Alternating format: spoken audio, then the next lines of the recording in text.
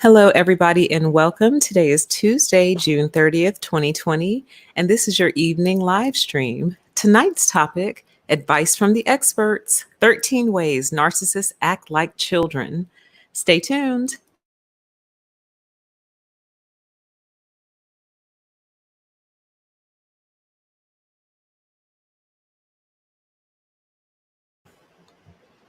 Welcome to everyone who's already in the chat. I look forward to the show.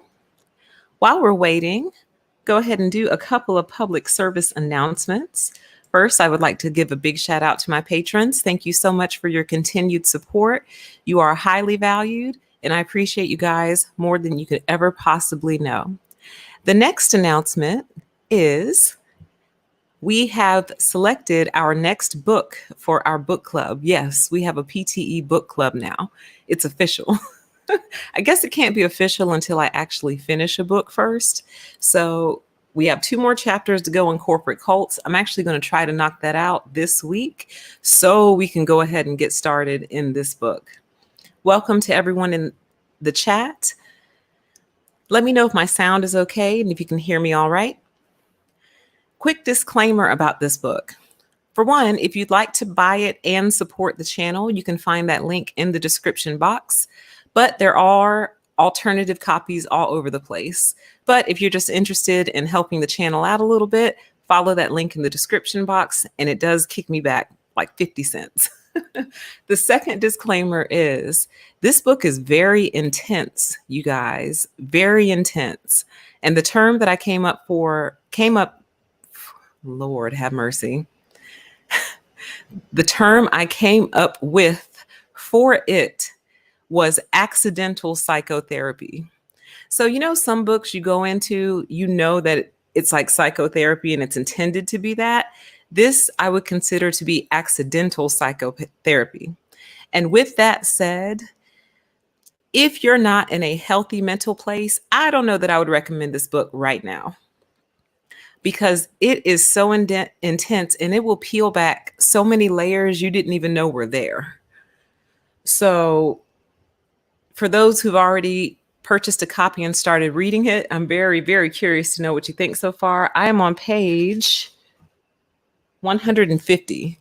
So I'm a little bit more than halfway through. So as soon as I finish corporate cults, we are getting started on this book. And so for that reason, I might actually end up powering through the last 2 chapters of corporate cults so we can call it done and move on to our next book. But yes, this is our next selection for our book club reading. You guys, I don't even want to start talking about it because then this whole stream will become about this book. Okay. So with that, why don't we go ahead and get started with our topic for the evening? Actually, I can drop one really quick, but the link to the Patreon is www.patreon.com/permission to exist. And I'll drop that in the chat really quick.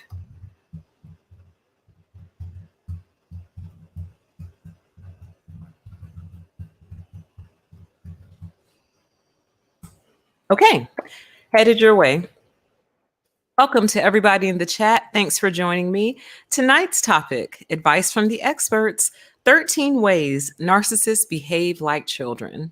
So if this is your first time coming to this particular series, know that this series is meant to be taken with a grain of salt, meaning the purpose of it is me highlighting how the medical community that deals with this disorder in their daily practice seems to be so very out of touch with it. And in the process of being out of touch with this disorder, sometimes they give a lot of really bad advice or a lot of really insufficient advice. Okay, so that's what we're actually going to look at today. It's actually a short and sweet article, but I have a lot to say about it. So allow me to switch my screens and we will get started. Welcome to everyone in the chat. It is good to have you.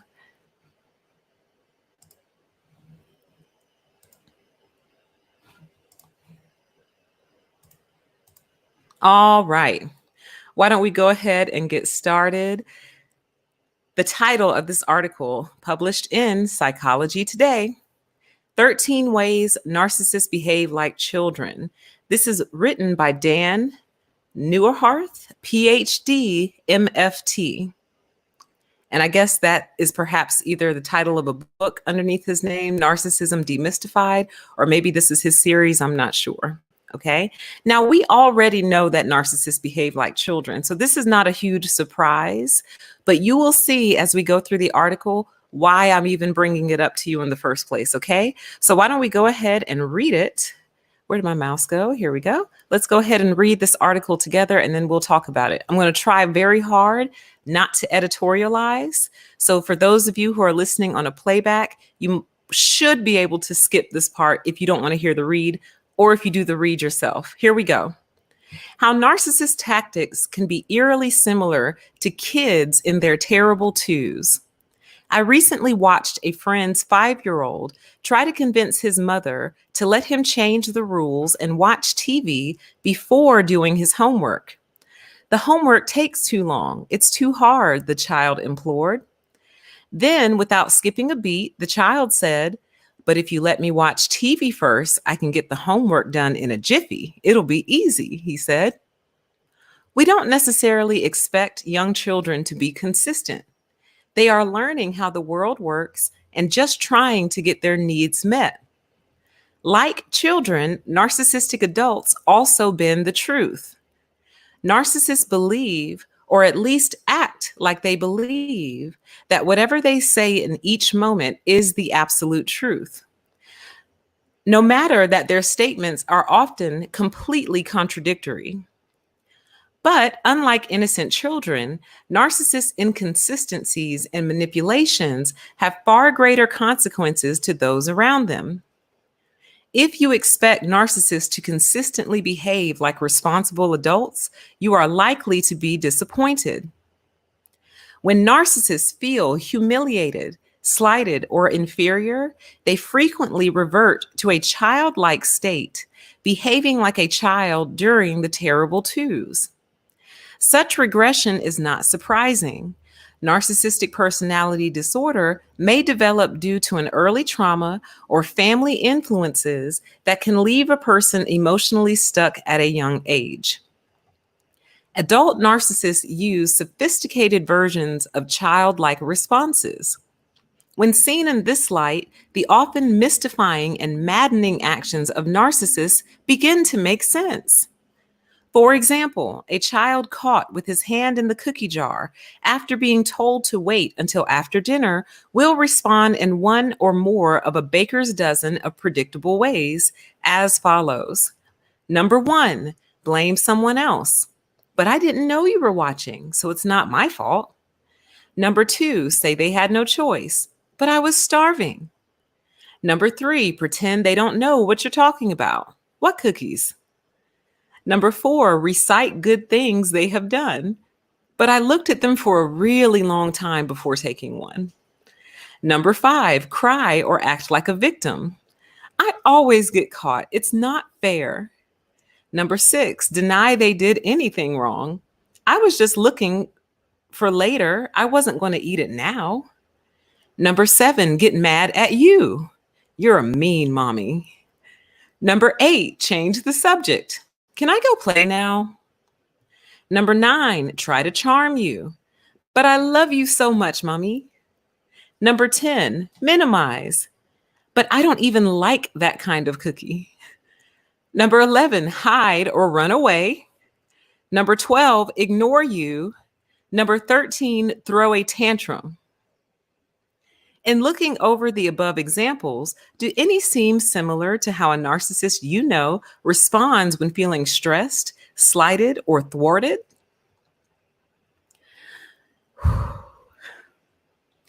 These childlike responses bear an uncanny, God damn it. I was trying so hard not to laugh. These childlike responses bear an uncanny resemblance to the tactics narcissists use to avoid responsibility and manipulate others: blaming, making excuses, pretending, seeking credit, playing the victim, denying, attacking, distracting, charming, minimizing, withdrawing, stonewalling, acting out. Coping with narcissists can be maddening. The next time you feel mystified or on the defensive by a narcissist behavior, envision him or her as a 2-year-old in an adult body. They are seeking to avoid blame and shame. Of course, adult narcissists have more power than children, given that you have to choose your responses wisely. Here are some strategies that can help. Give them choices. If you take your child to a crowded restaurant when you're in a hurry, you give the child choices. Instead of asking what they want to eat, you say, "Do you want mac and cheese or a PB&J?" Similarly, suggesting options to an acting out narcissist may let them feel in control. Don't personalize their behavior. You don't take a child's pouting personally.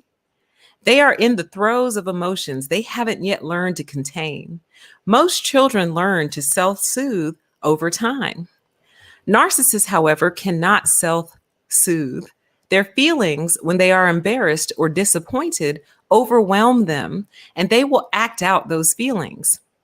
Expecting adult behavior from a 2-year-old of any age will just leave you frustrated. Recognize the alternative realities of narcissists. Like my friend's 5-year-old, I mentioned at the beginning of this post, narcissists change facts to suit them. Narcissists dwell in alternative realities, constructed out of their sense of entitlement, lack of empathy, and drive to get what they want at any cost. Such inconsistent behavior needs to be recognized for what it is: a childlike fantasy world approach to manipulating others. And that's it. That's all you get. Okay, so let's go back. I think I did pretty good. I didn't editorialize and I almost didn't laugh. Okay. Now, here's the issue with this article. So, yes, we know narcissists behave like children. We've been saying this for the longest. We already know that. Okay. Then he goes through the example of his friend's child, negotiating about the homework. Fine. That's what kids do. Moving on. So, here's where we start to have problems. It says, like children, narcissistic adults also bend the truth. So they're liars. Okay. You flat out just said that they are liars. They're liars. Okay. So that's problem number one. Narcissists believe, or at least act like they believe, that whatever they say in each moment is the absolute truth. Once again, you're still lying. If you act like you believe something, you're pretending to believe something, you're a liar. That's what that makes you. The reason we don't call little kids liars is because they're children and they're still learning. And we teach them, son, daughter, that's a lie. And mommy doesn't like it when you lie. Tell the truth. You teach the children, right? That's when they still have an opportunity to be molded and shaped. Okay. We're talking about adults here, but it gets better. Okay. Unlike innocent children, narcissists' inconsistencies and manipulations have far greater consequences to those around them. Yes, they do. You probably should have expounded on that. That was kind of the whole reason and purpose I started this channel 4 years ago. I started to see that the professionals and the experts were not expounding on this issue. Yeah, there are massive consequences to dealing with narcissists. It's not something to be played with. It's not so simple. Like he wrote this article as if he was talking like you're dealing with someone who has anxiety, right? Which anxiety is more destructive to the individual person. It doesn't always damage the people around them, especially not with an evil intent behind it. Or depression. Here's how you deal with someone with depression. Depression is more inward. And yeah, it can impact others, but not in a malicious or evil way. People who are depressed don't mean to hurt those around them necessarily by virtue of them being depressed. You see what I mean? This is an entirely different beast that we're dealing with here, but they lump it in so nicely and so sweetly. It's like I feel like they want us to just accept narcissists as, oh, they're okay. They just have a childlike mentality. They're liars. They lie. They bend the truth. And here's how you can cope with that. So, again, why are we always the ones who have to cope with this toxic, malignant, mentally ill person? They're not well. They have long-term damaging consequences associated with this behavior, but it's just skated right over. If you expect narcissists to consistently behave like responsible adults, are likely to be disappointed. Okay, so if we can't expect them to behave like responsible adults, then to me, they need another place. Do you understand? Part of the contract of society in general is we're going to try to be responsible towards one another. So if we're just saying you're just not one of those people, then to me, you need another place. And oftentimes that place is jail. Because where else are we supposed to put someone who just flat out refuses to be responsible and has complete awareness of it? Because if you are lying, that means you know what the truth is. The only way for you to not be lying is if you actually don't know the truth. But if you know the truth and you purposely speak or act against the truth with the purposes of being manipulative, then you're a liar and so you're a liar and you're irresponsible so far, according to this article. Okay. And you're an adult. You're a lying, irresponsible adult. But we're supposed to deal with that softly and gently and tenderly. Why? Why do we have to put on kid gloves for this person who they want us to believe is just so very fragile, like a very, very delicate flower or a very, very delicate piece of porcelain? Handle it gently. It's nothing. What he's basically saying in this article is this is nothing but a baby. And you wouldn't be mean to a baby, would you? Let's keep going. When narcissists feel humiliated, slighted, or inferior, they frequently revert to a childlike state, behaving like a child during the terrible twos. This we know. The question is, why is that okay? And why are they not being severely medicated, sent to psychotherapy against their will? Yeah, I said it, against their will, or put away in another place. You don't see the inherent danger of that?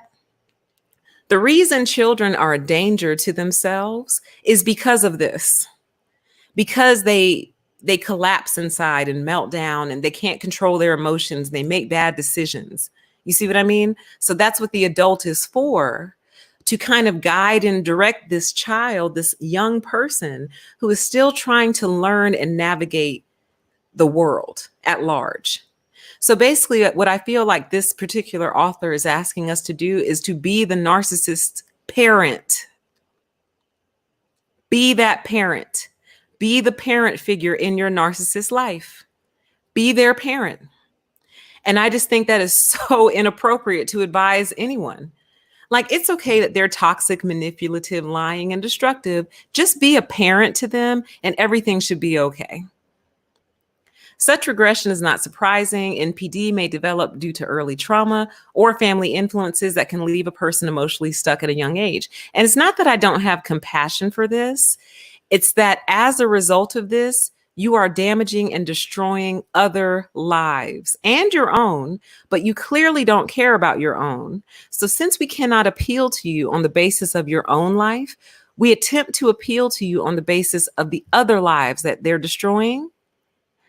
And this is nothing but like an excuse article. Like, well, yeah, I know that he or she is destroying your life, but they're a baby. Let's keep going. Adult narcissists use sophisticated versions of childlike responses. So that sounds like someone who has very much control over their faculties. If you can reach into sophistication of childlike responses, you have control over your faculties. Do you understand? Otherwise, we would have to label you And forgive me, I don't know the politically correct term anymore. I am sorry. But we would have to label you mentally retarded. If you're an adult who engages and uses sophisticated versions of childlike responses in reaction to another adult who's either trying to have a conversation, move something forward, reach some type of resolution, and you reach into sophisticated childlike responses, you have control over your faculties. And that control is what completely removes the innocence from the whole equation. Because with children, there is a certain level of innocence. They don't know yet. They haven't been around long enough. Half of them can barely speak yet. They're still learning language. So it's hard to hold someone to a high degree of accountability when they still can barely write their own first name. But these are people who can write their own first names and their last names. They can read. They can take out mortgages. They can work. They drive cars. Do you understand? Sometimes they hold positions of power and high roles within companies. So they can do all that. But when they feel attacked by you, they reach into sophisticated childlike responses. That's someone who knows what they're doing. And for that reason, I have to hold you accountable and responsible, and I can't pity you. Okay, but let's keep going. So he gives the child with the hand caught in the cookie jar. This is actually a pretty good list in terms of how they progress through their denial, deflect, minimize, and blame shifting, song and dance. Blame someone else, say they had no choice, pretend they don't know what you're talking about, recite good things they've done, cry or act like a victim, deny they did anything wrong, get mad at you, change the subject, try to charm you, minimize, hide or run away, ignore you, or throw a tantrum. And you're a 40-year-old man or woman doing all of this. So tell me why you don't need to be in a home somewhere. You see what I mean? If you've never been tested and officially designated as having some form of mental limitation officially, then you are a person who's actively engaging in these behaviors on purpose. And the on purpose part is what makes you kind of dangerous. Because, like, for example, how far will that tantrum go? What all is involved in that tantrum? Hitting, punching, kicking, screaming, throwing things, choking. What all is involved in that tantrum? And once again, why is that okay? If I could talk to any of these doctors who write these articles, I would ask them, or I would say, I understand everything you're saying. My question to you now is, why is that okay? Why is that okay? Like, I get that they're trying to help the people who are dealing with narcissists, but they never condemn the narcissist. Never. They are completely unwilling to condemn that behavior. They're willing to write it off, excuse it, make excuses for it. Anything but call it what it is. You see what I mean? Which is just flat out wickedness and evil. And we're going to get into that intensely in our new book. Hold, please.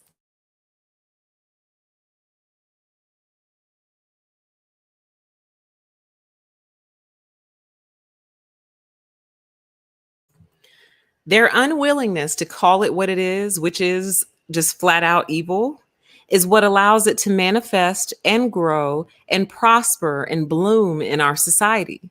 Because as long as people have excuses like this to lean back on, we can never hold them accountable for their behavior.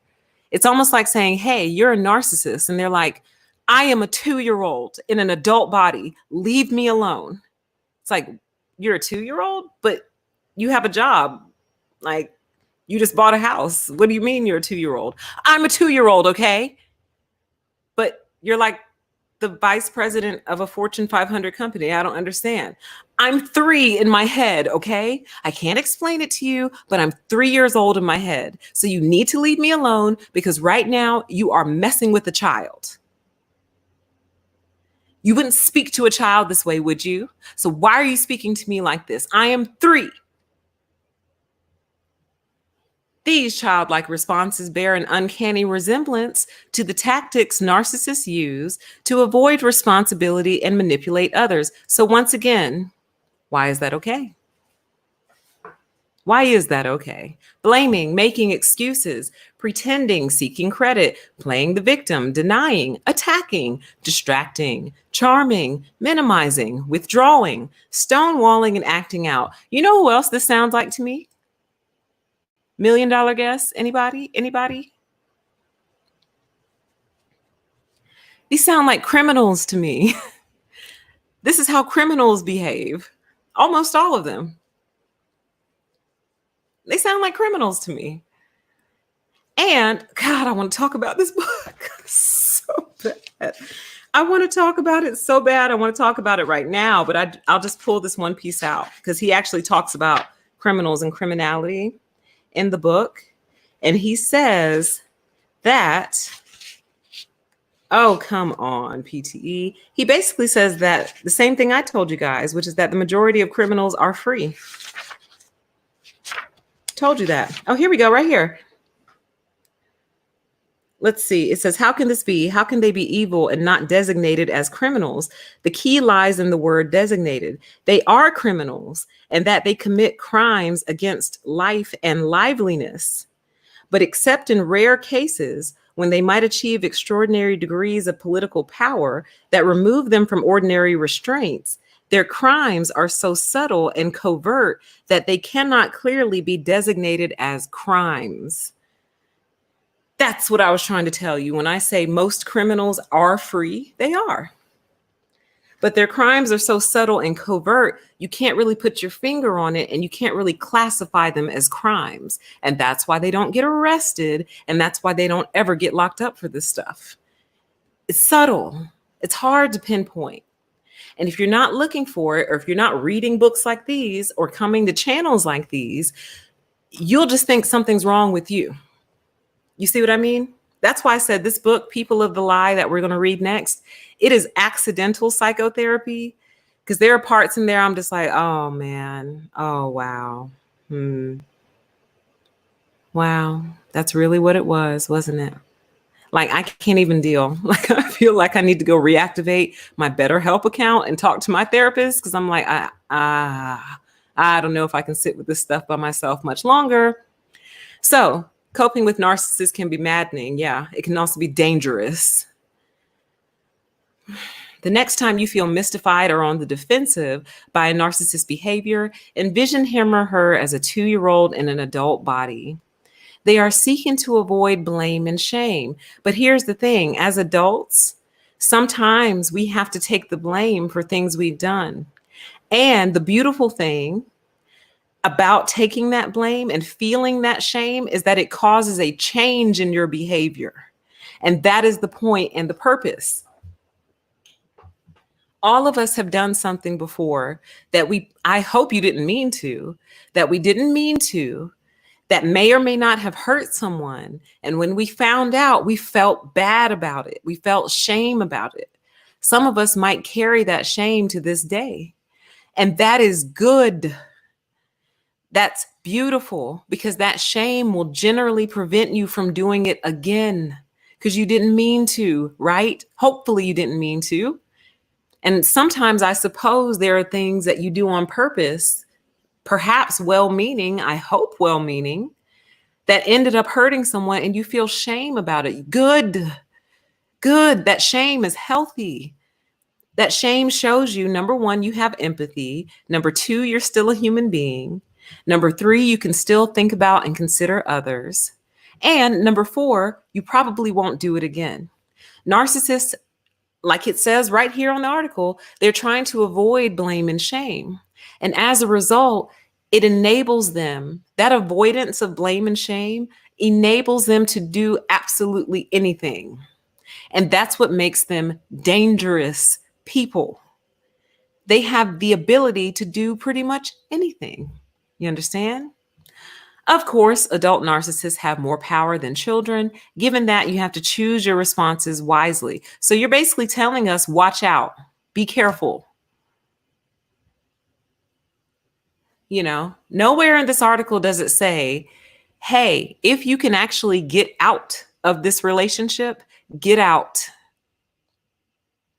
I'm just one of the few people who recognizes that all of these relationships are not easily broken. It's not easy to disentangle yourself all the time. Sometimes it is. And when it is, absolutely do it. But oftentimes it is not easy. These are family members a lot of the time. Family members, neighbors. What if your neighbor is a narcissist and you're both homeowners? You both have mortgages. So what are you supposed to do? Just sell your house and move? I mean, sometimes it comes down to that, but that's like an extreme measure, right? You're just going to sell your house that you've been paying on for 20 years because of your next door neighbor? Do you see what I mean? So that's what I mean by we're interwoven and deeply entangled with these people a lot of times. So I get that we can't always run away, but you have to always remind people that that is an option. He should have said something like, the healthiest thing for you in dealing with a narcissist is to remove yourself from the situation if you can. The reason is because they are 2-year-olds trapped in an adult body. And they never grow up. So it's not like they start at age 2 and then start to grow up. So like by age 70, they're 16 years old in the mind. Do you see what I mean? It doesn't age with them. It stops at age 2. So for that reason, you're never going to make any progress with these people. You're going to be spinning your wheels. You're going to waste a lot of time and probably a lot of money as well. So knowing those things, if you can get out of this relationship, get out. If not, here are some strategies that can help. That is appropriate, proper advice in dealing with narcissists. If you can get out, get out. If you can't, here's how you cope. And to me, that's what's missing from so many of these articles. It's like they don't want to label them. They don't want to shame them, even in their article. So this tickled me. Here are some strategies that can help. Give them choices. So once again, you're being asked to parent the narcissist, okay? If you take your child to a restaurant and you're in a rush, tell them, do you want mac and cheese or a peanut butter and jelly sandwich? They have to choose, right? But aren't you kind of taking away adult autonomy in that, in a way? Now, I guess you could look at it almost like an ultimatum. Like do this or else, or if you do this or don't do this, I'm leaving. So that's a choice. Okay, maybe I don't dislike this one so much. If you continue to engage in this behavior, I'm leaving you. And then actually follow through if they continue to engage. Okay, I'm all right with that one now. Give them a choice. If you keep this up, I'm ending this relationship. So there's your choice. But obviously, I don't think that's what he meant. He meant like in the course of some other type of conversation, simplify it and give them options as if they're a 4-year-old child. And if they actually take one of the options, that really should show you what you're dealing with. Like if it doesn't click and occur to them, like, I'm not a baby. You can't give me choices and make me pick. If that never clicks, then yeah, you are dealing with a mentally limited individual. Something is wrong, okay? Don't personalize their behavior. You don't take a child's pouting personally. They are in the throes of emotions they haven't yet learned to contain. Most children learn to self-soothe over time. Narcissists, however, cannot self-soothe. Their feelings when they are embarrassed or disappointed overwhelm them, and they will act out those feelings. You know who else likes to act out feelings? Criminals. People who can't control themselves or control their emotions, so they act out violently sometimes. But you're being asked to maintain that and kind of coddle that and keep that powder keg under control is what you're being asked to do. And don't take it personally when they curse you out, call you out of your name, steal from you, all the different little things that narcissists add to our life. Don't take it personally. Even though it's causing real consequences to your person, don't take it personally. It's a 2-year-old. Do you see the danger in this type of advice?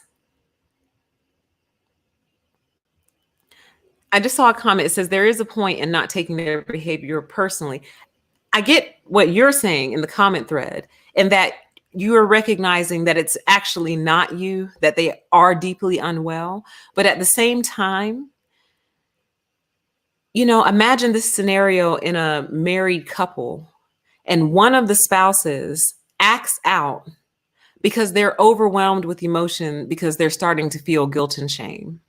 Like, how is that supposed to make a long-term marriage last, or a long-term friendship, or a healthy family, when one person can't be dealt with in an adult, human, reasonable, rational way because their emotions are so wild and out of control in regard to feeling guilt, blame, or shame?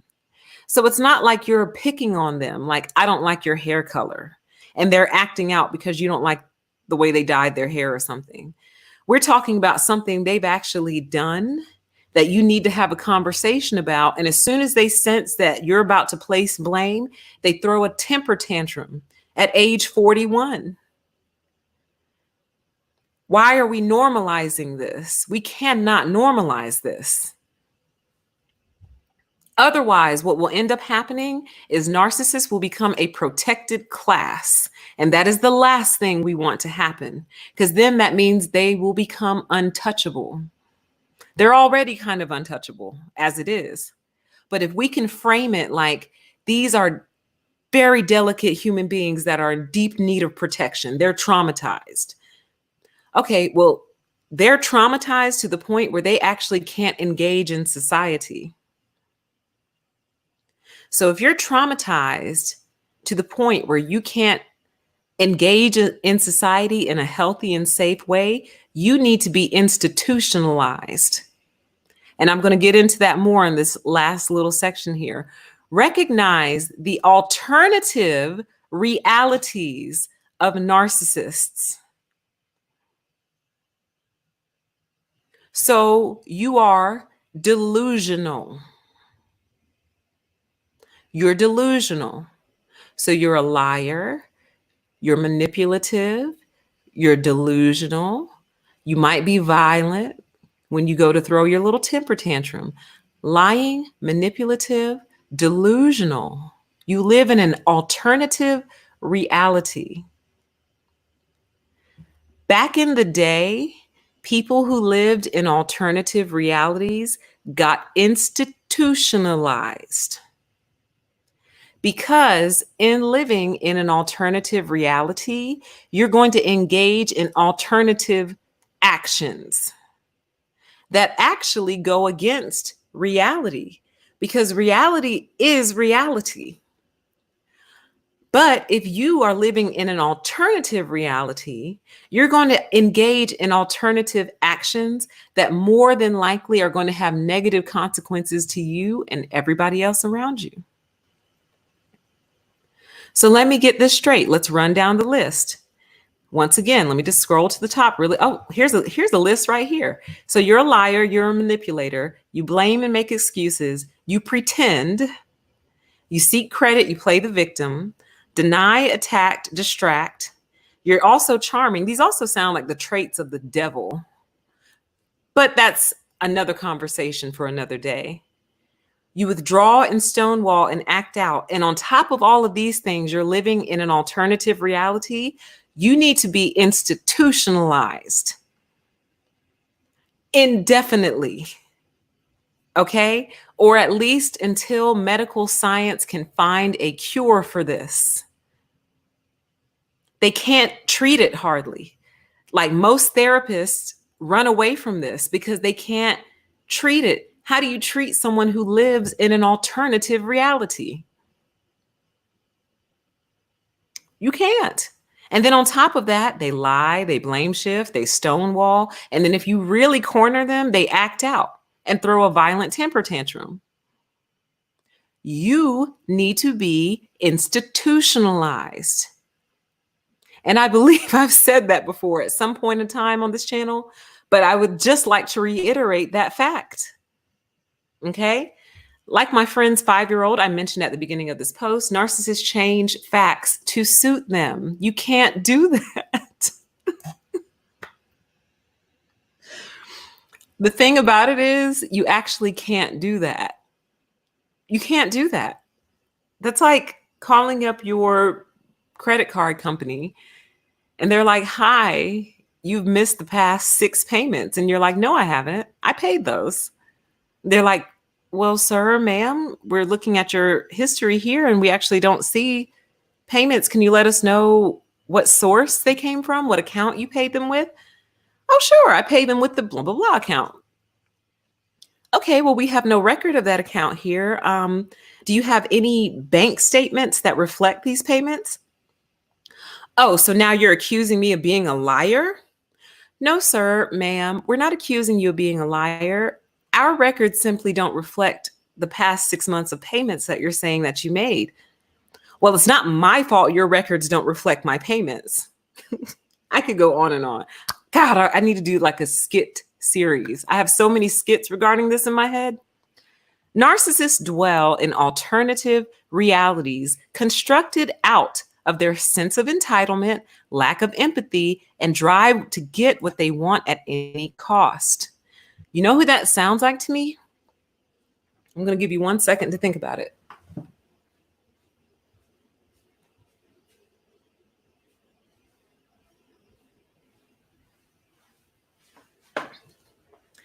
They dwell in alternative realities. They have a high sense of entitlement, huge lack of empathy, and will do whatever it takes to get what they want. You know who that sounds like to me? Criminals. Hey, somebody got it. Criminals. Criminals. Criminals see you in your car and say, "Wow, I need a car, and that's a nice car, and I need that car more than she does. So I'm going to go jack her for it and take it because I want it, because I need it." Criminals will see the little old lady walking down the street coming home from the grocery store and see her purse. They know she's on a pension and decide, "You know what? I need money. And I don't care that this little old lady probably needs that money too. I'm going to take it because I need it."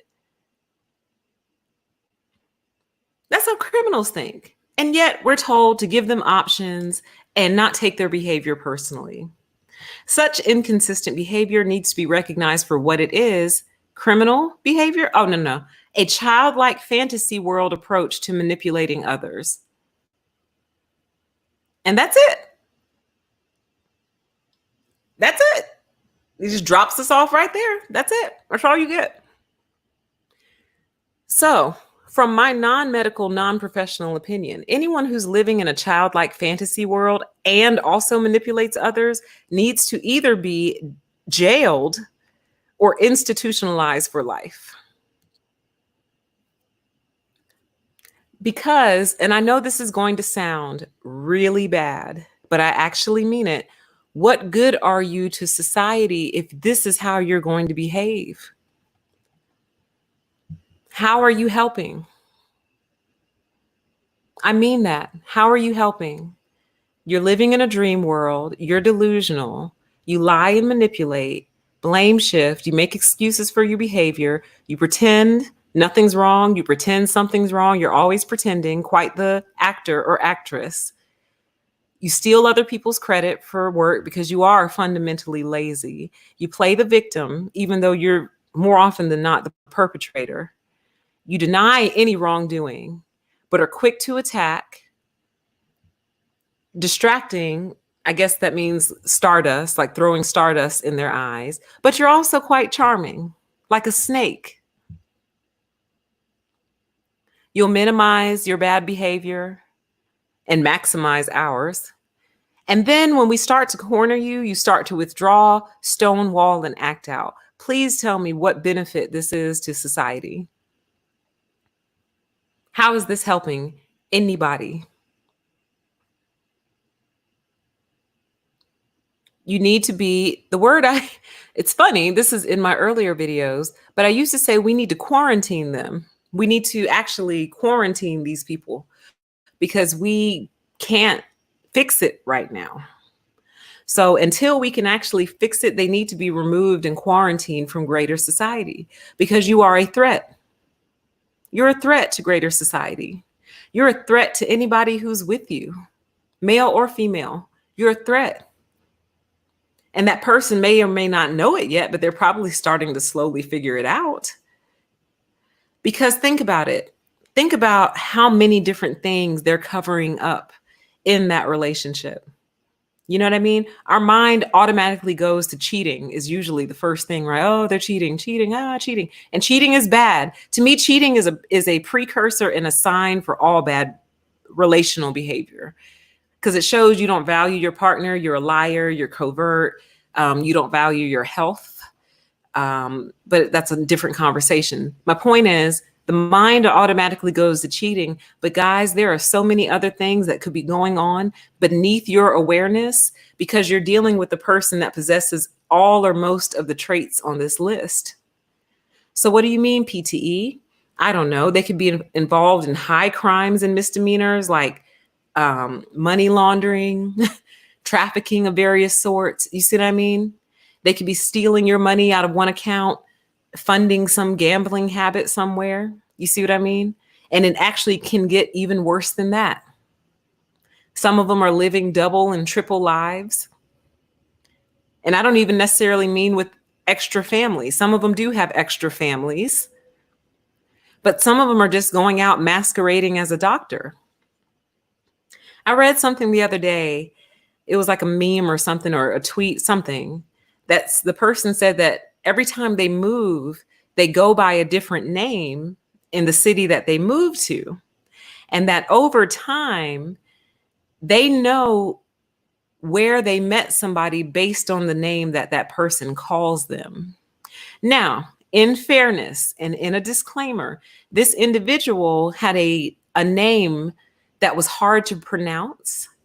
So he always just gave an easy name for people to remember, like Bob. So people can say Bob versus whatever his name was. So the spirit of what he was doing was just simply, wow, now that I'm saying it out loud, it sounds really psychotic actually. But I think the spirit of what he was trying to do was just have fun. It's kind of the same principle that I'm trying to speak to, which is narcissists are a different person all over the place. So they could be masquerading. If they travel for work, they could be traveling to other states, telling people that they're doctors. That's what I mean by triple and double life.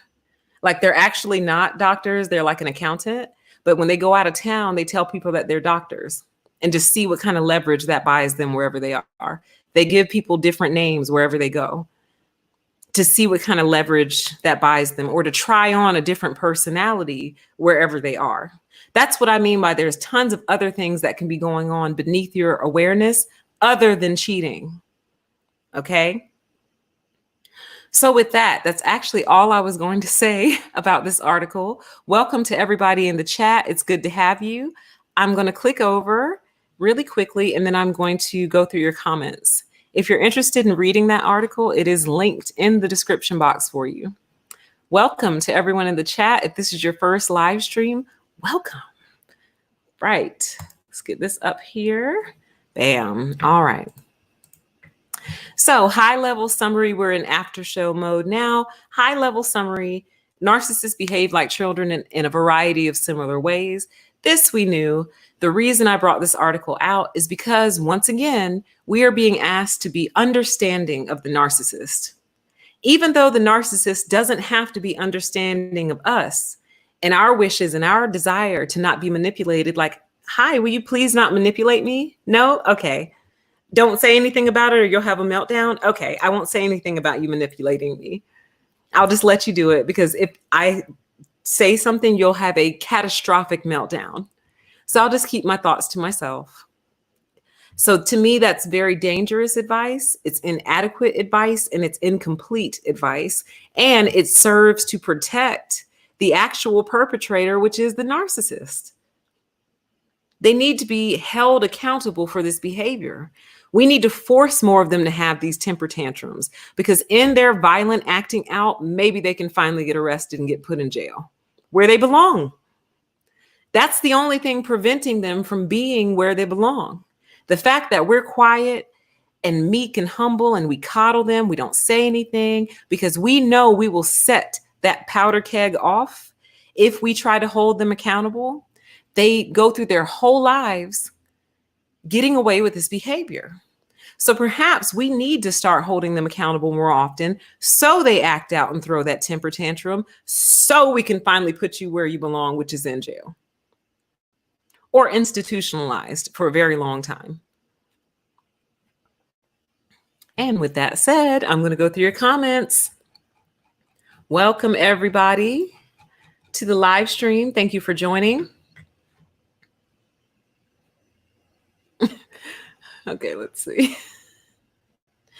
I'm telling you, I feel it, like I sense it, and it's so frightening to me that they are going to try to work up some sort of special designation for themselves to where you can't hold them accountable because we're sick. I'm a narcissist. I'm mentally ill. I can't help myself. And my thing is, if you can't help yourself and we can't help you, doesn't that make you a natural threat? You can't control yourself and I can't control you. So who can?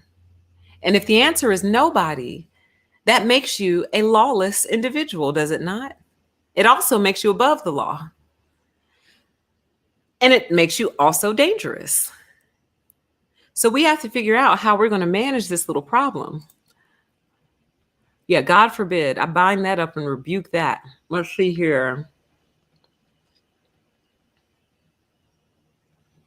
Absolutely. It says, is that like alternative facts? Is an alternative reality like alternative facts? Absolutely. Absolutely. Let's see.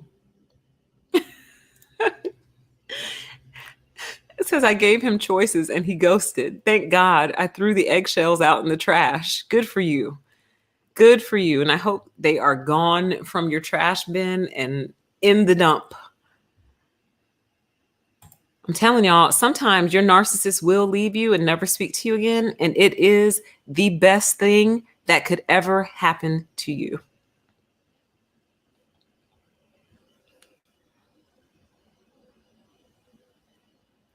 Let's see. Right. Right. Just because narcissists feel something doesn't make it reality. I wonder if my friend is in the chat. This is one of his favorite phrases.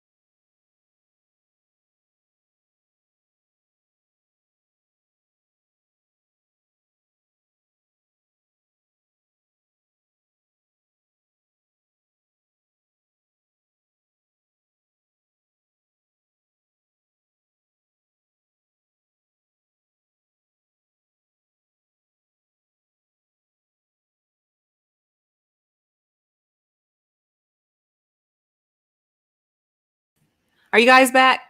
I'm sorry. I'm here. It knocked me off. I don't know what happened. Well, welcome back. Let me move quickly just in case it does that again. All right. So let's see here.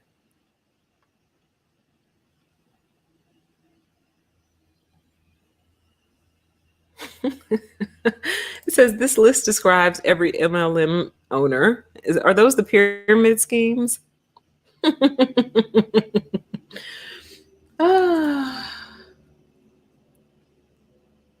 Mm-hmm. says, we're seeing what happens when they get quarantined. They rebelled and practically forced officials to open up way too early, putting so many at risk for the sickness. And speaking of that, since we're an after show, I was texting a friend of mine today who I hadn't spoken to in a while. And this is what I asked them.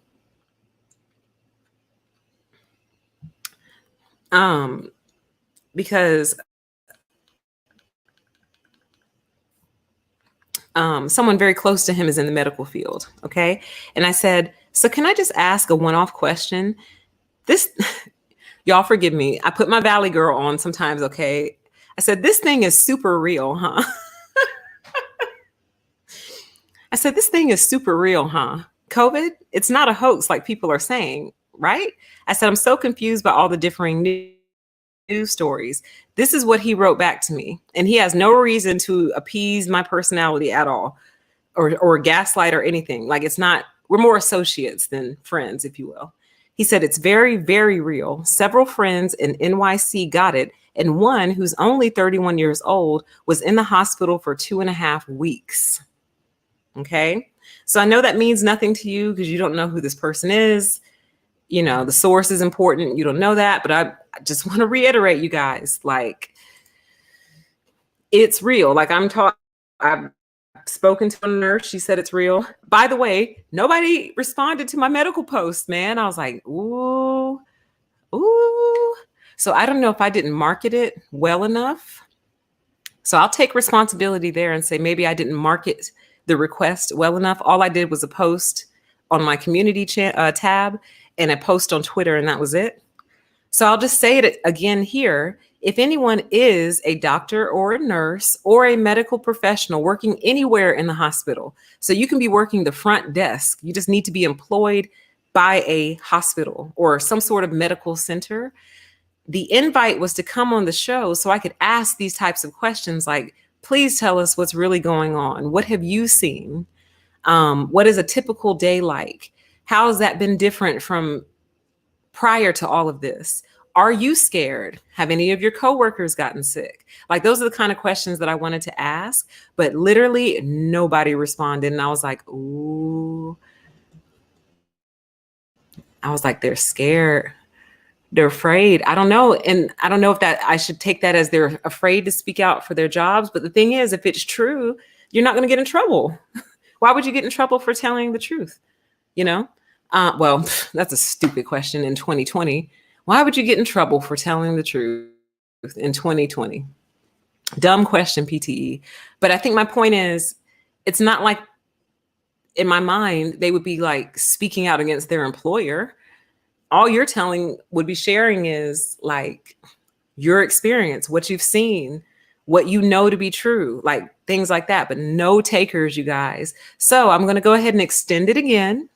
If there are any doctors, medical professionals, nurses, nurse practitioners, health administration, record keeping, anybody who's in the inside every day, and you would like to come on the show, you do not have to come on camera.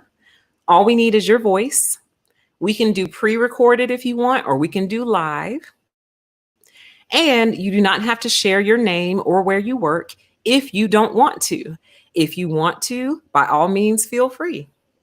But you can remain 100% anonymous. You and I just need to kind of do some verification on the back end, so some random person doesn't just pop up. It's like, I would need to verify you, but I would not ever expose that to the audience. I will protect you in that way. You can email me at permission2exist@gmail.com. That's permission, the number 2, exist@gmail.com, and we'll chat. So I don't know if it was just everyone was afraid to take it or I just didn't market it well enough. It was one or the other. So I just marketed it again. Okay.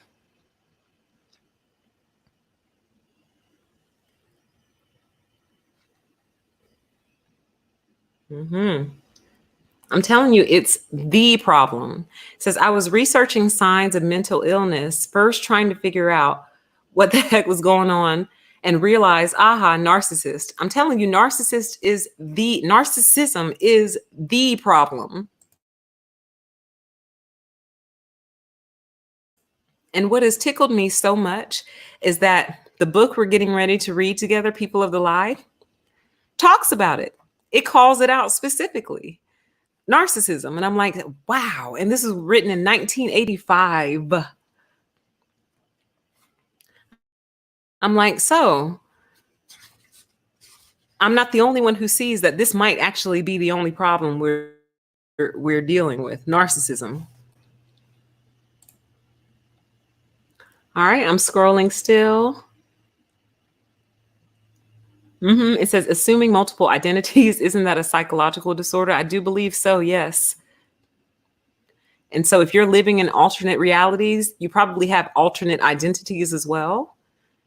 And to me, that might be a person who needs to be mentally checked on by a professional.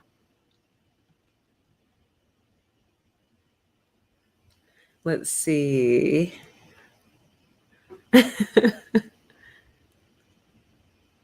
Hey, welcome. Says, I got on this live stream by chance and needed the support. Thank you. Yes, they do belong in jail. Yes, they do. I've said before on other streams and other videos that most of the criminals are actually free, and they are. I agree. The only caveat I would give is that it can be dangerous. We've talked about that before, but for anyone new, the comment says they need to be exposed and confronted at every attempt to mark out. So I agree. Just know that when they are exposed, they can potentially become very dangerous people, as the article stated. They'll throw a temper tantrum. And unlike a child's temper tantrum, an adult temper tantrum can have fatal consequences sometimes. So be careful. Yeah, isn't that crazy? Yeah, this is advice that they're actually giving people. Yep. Just coddle them like a child, like a 2-year-old. But here's the thing, even that doesn't really work. Like you can sit there, like I've said before, observe them like you're watching a shooting star, but it doesn't stop the madness. It doesn't stop the destruction. It doesn't prevent further harm. So me visualizing them as a 2-year-old does not prevent further harm. Do you see what I mean? So that's why I feel like it's inadequate advice, because it's almost like, oh, pay them no mind. That's just a grown adult, a 2-year-old in a grown adult's body. Yeah, but that 2-year-old in a grown adult's body just wiped our savings account out behind some lofty pyramid scheme. So I can pretend that they're a 2-year-old in an adult body all day, but now I'm being delusional and engaging in artificial reality. They're not 2. They're 30.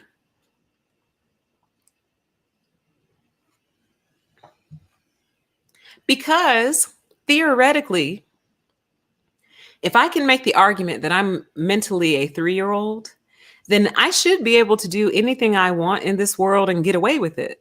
Because my plea to the judge would be, Judge, I'm 3. And the judge would look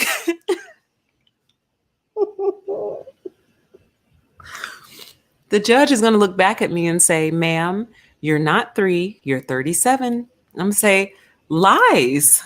Those are lies. I'm 3. Can't you see that? I'm about to have a meltdown. I'm about to have a temper tantrum. And then I can throw myself back in my chair and start to twist all over the place. And all that's going to happen is the bailiff is going to come restrain me. Because they're not buying the You're 3 act. So let me go down to my local Walmart and steal a bunch of stuff and walk out. And when they accost me at the door, I'm going to say, what are you doing? I'm 3. Stop it. I'm 3. Help, help, help, help. I'm 3. And look what they're doing to me. I'm 3. Help, help, help. Then when they finally wrestle me back to the security office and say, ma'am, why did you steal all these things? I'll say, I didn't steal anything. They were just sitting there. And they'll say, I'm sorry. I'll say, well, you can only steal something that's like hidden. And these items weren't hidden. They were sitting right out on the shelf. So I just took it because I needed it. And on top of all of that, I'm 3. You cannot do this to me. I'm a baby. And they're going to say, ma'am, you're not 3. You're not a baby. And you know exactly what you did and what you're doing because you drove yourself here. I didn't drive myself here. Ma'am, we have it on camera. I'm 3 years old. I can't drive.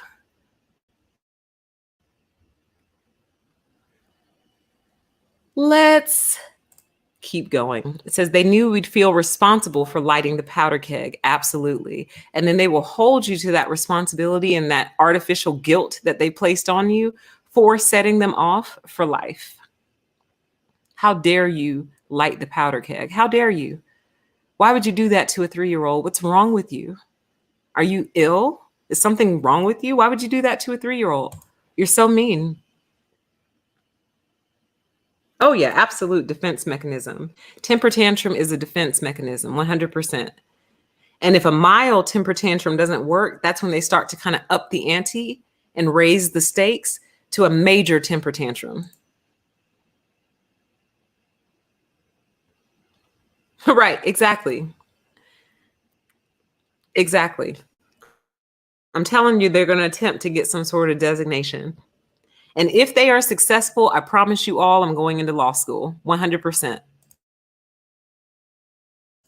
If we see this take shape and see narcissists get some sort of special protections assigned to them by virtue of them being 3 years old in the head, I promise you all, right here and right now, I'm enrolling in law school because we are going to need all the firepower we can get to combat what comes next.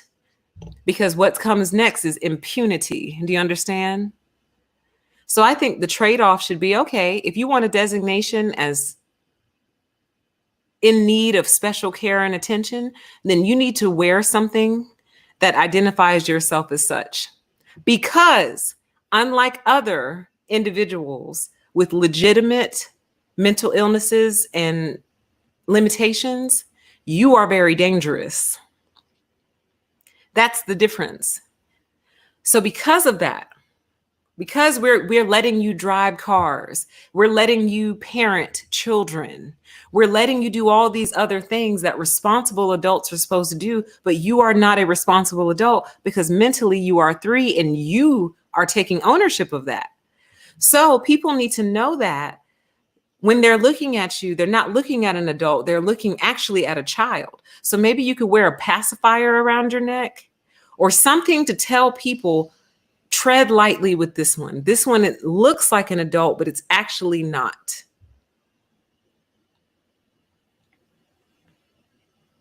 Let's see here.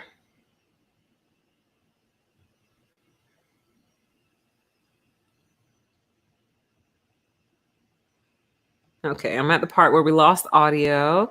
So I'm scrolling through those. Aw, this makes me happy. Says, I love you, PTE. You always brighten my day. I, like many people, work in a narcissistic safe haven. I'm so happy that I'm able to do that for you guys. I really am. It makes me feel like this little life of mine might be having a little impact. Maybe I'll leave a little mark on the world. I may not change it, but at least I kicked and screamed along the way and hopefully helped a few people. All right, let's see. Comments jumped. Let me scroll real quick. Here's my friend. Says blaming the victim for their twisted, toxic interpretation of reality. Oppositional defiance disorder is what it's called as an adolescent. A skewed perception of reality that they can start acting on. Absolutely. Hey, always levitated. How's it going? Someone else earlier said, F your feelings. Your feelings aren't facts.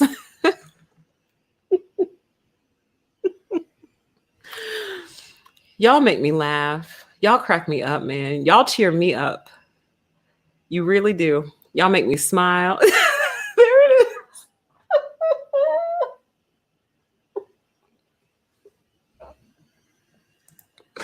Here it is.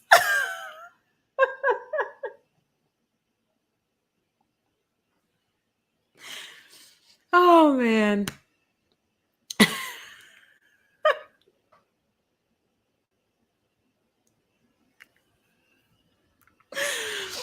I don't know why this makes me laugh the way that it does, but it does. Okay. Y'all put me in a happy mood. Let's see here.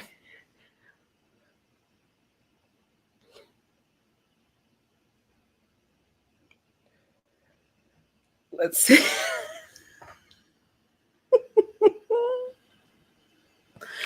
Okay. All right. We're wrapping up. We're winding down. I actually want to wrap this before midnight so it'll count in for June and not roll over into July. Let's see here.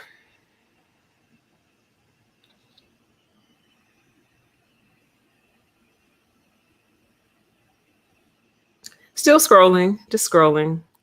Yeah, this year is out of control. 2020, I think collectively we need to take a vote and just decide we're going to scrap 2020. So, like when we have New Year's on December 31st of this year, going into January 1st, can we just call that January 1st, 2020? And we can all just kind of pretend like this didn't happen? Or is that living in an alternate reality?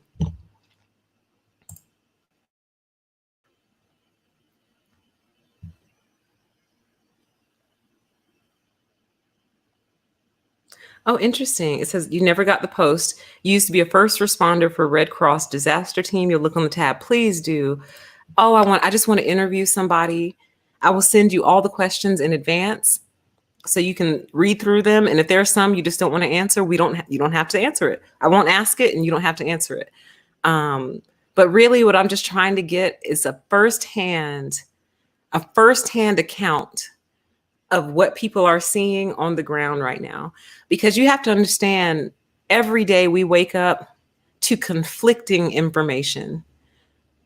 This half says it's serious. This half says it's not. But on top of that, even the information coming from the official sources is ever changing, ever growing. For example, and you can Google this, they recently said that one of the risk factors for the sickness is baldness in men. And I guess women too, but baldness in particular in men. And it has something to do with the chemistry or the hormone that causes baldness, and it interacts with this thing that y'all are calling, well, I can't say the word, the V word. It's interacting with this substance that's going around. And if you're bald or have a propensity to go bald, you're at higher risk. I'm like, really, guys, every day. First, it was old people. And then it was young people. And then, I mean, it has changed and changed and changed. Like, how can we keep up? How can the informed consumer who really wants to do the right thing make an informed decision based on all this conflicting information? How? So that's why I really, really, really want to interview someone. I don't care if you work the front desk. To me, I would actually like to talk to a front desk staff member because you see all the intake. So you have a super high level perspective of everything that's going on because you kind of see everything that touches the hospital in a way. So putting it out there again, and you all can actually extend that invite to any of your friends that may want to come on and talk. Okay. Let's see.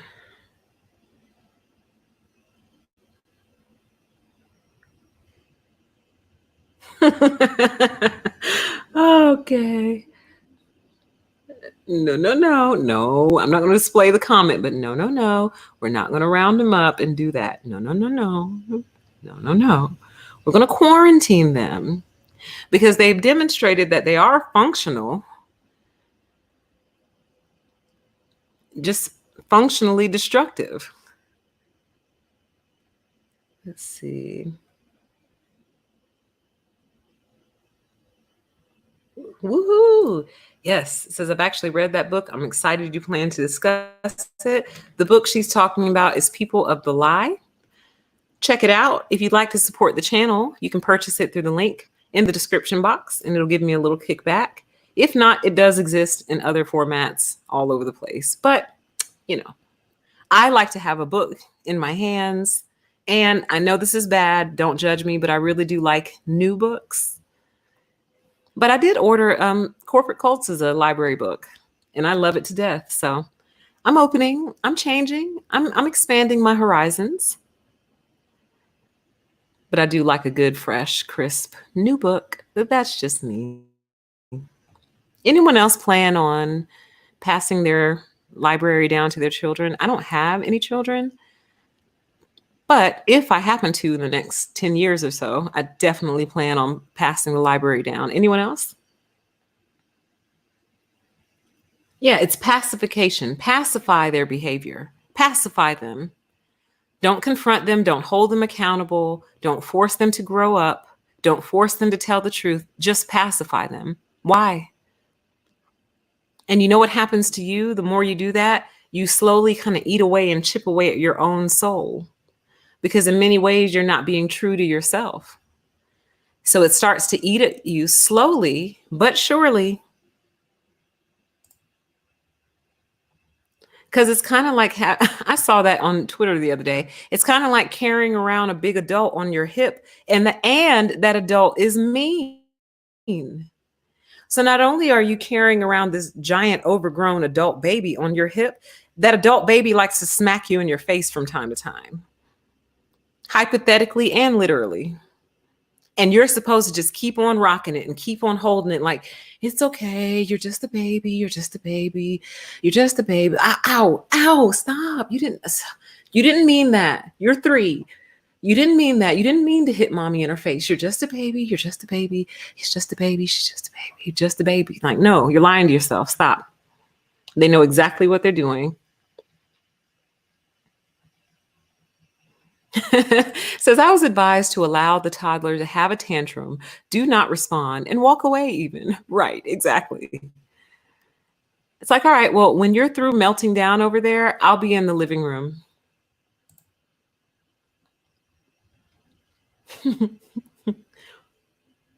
They gotta be.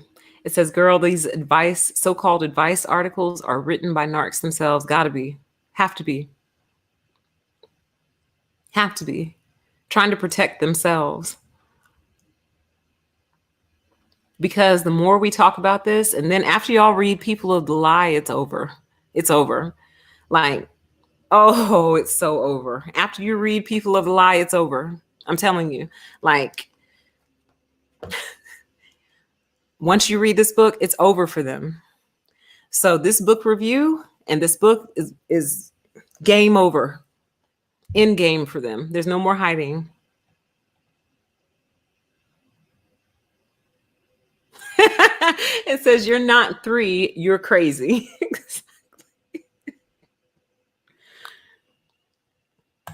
I agree 100%. It says, right, no compromise on meeting them where they're currently at in the arrested development, emotional unreality. Yes, no, I'm not meeting you there on the floor. I'm sitting at the table like an adult. Get off the floor and come sit at the table like an adult as well. And if you can't do that, then we just cannot be together. So remember when I did my review the other day, things I look for in a man, and I reviewed my college exes? That's how he was. When it came to something that he needed to be confronted about, he would confront me all day. Anything he felt like I did wrong, oh, he'd confront me immediately, right? And we're going to sit here and have the conversation. But if it was something he did, oh, he would melt down. He would pout. Like it was the worst. And it just got to the point where I realized if I carry this relationship into the future with him, it will always be like this. I will never be able to discuss anything real with him. The only thing that I can bring to him are positive things, happy things, especially things that praise him in some way. But I can't ever bring any bad news, especially no bad news related to him, you see? So that meant that essentially I would have spent my life in artificial reality because I would have been living with a person who absolutely refused to engage with me at the adult level, but is capable of doing so in other areas, like at work. And I simply refuse to tolerate that dichotomy. I refuse to put up with it. I'm like, no, I'm not living with someone I can't talk to. That's almost like living with someone who speaks a language different than your native language, which is fine. You can like point at things and, you know, but over time, that's going to become a challenge because you can't talk to each other. They're fluent in their language and you're fluent in yours. And you might even attempt to learn some of their language to try to communicate. But what if they just pretend like you're saying it wrong? Like, oh, no, no, no, you're not saying it right. Nope, I don't understand you. Nope. La la la la la, I can't hear you. La la la la. Yeah, I hear you speaking in my native. La la la la la la la, I can't hear you. Or using the excuse of something like, well, yeah, I saw you trying to speak my native language, but you were saying it wrong. So I have no idea what you were trying to tell me. That's how they do. Evasive, very evasive. I have this book already. We might do this one second. In Sheep's Clothing. I have it somewhere tucked in one of these boxes, man. I got to find it, but I have it. We'll do that one next after we get through People of the Lie, which might be another year-long book. I'm going to try not to make this one a year long. I'm going to try not to drag it out for a year. But guys, when there's so much in it, I don't like to rush through it. Like I like to address absolutely everything that I find because I think it's important. Because some people will never buy the book. So I try to share as much as I can. All right. So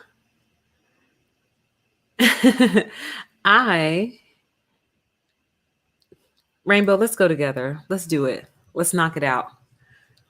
Let's do it. Why not? Why not? Why not? Why not? Why not? I love it, you guys, because the assignments they have, it's like one of the assignments I saw was like read a judge's opinion and share your concerns about it. What are your concerns? Like, it's like they really want you to actually think, you know, what concerns you about this particular law? What do you like? How would you change it? What would you add to it? Oh, so stimulating. I can't handle the stimulation. Maybe I'll go back at age 40, give myself 3 more years and then just go back at 40. Let's see. I'd rip them to shreds. Spectacular. It would be my favorite thing to do. I think it would get to the point where they just would not want to see me in court, man. They're like, who has the case? PTE? No, Call her up, get her on the phone, just tell her, ask her how much she wants. No, absolutely not. She's not going to embarrass us in court like that. No, she's not going to make us look stupid in front of everybody. Just cut the check. And that would really hurt my feelings, you know, because I'm sure I will have had some shoes purchased for the event. And you're not even going to let me wear my pretty little shoes. Man, y'all suck. I agree. It says you should have to go to classes and get a license to have children. I agree 100%. It needs to be regulated. The unregulation has led us to places I don't think we're content with.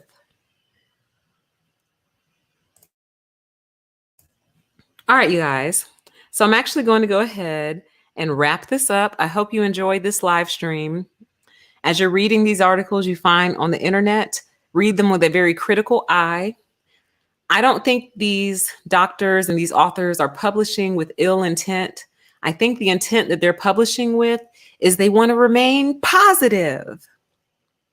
So they don't want to seem like the negative doctor or the doctor who makes people feel bad about themselves. They want to remain positive. So they're writing about very, very in-depth subjects, but because they know how dark it gets, they pull it back and they backpedal a little bit, candy coat it to make it palatable for everyone. Because we're a society now that can't take anything other than positive. Versus the guy who wrote this book, People of the Lie, like as I was reading some of the things he was saying to his clients, I was like, wow. I was like, is this what therapy used to be? They used to be real like that? They used to kick it to you real like that? Wow. I can't even imagine a therapist saying some of the things that he said to his clients to a client today. Because everyone wants to remain positive. Right. Oh, what a perfect quote to close on. This is perfect. It says, the truth is positive and negative. That is amazingly perfect. I'm going to end on that.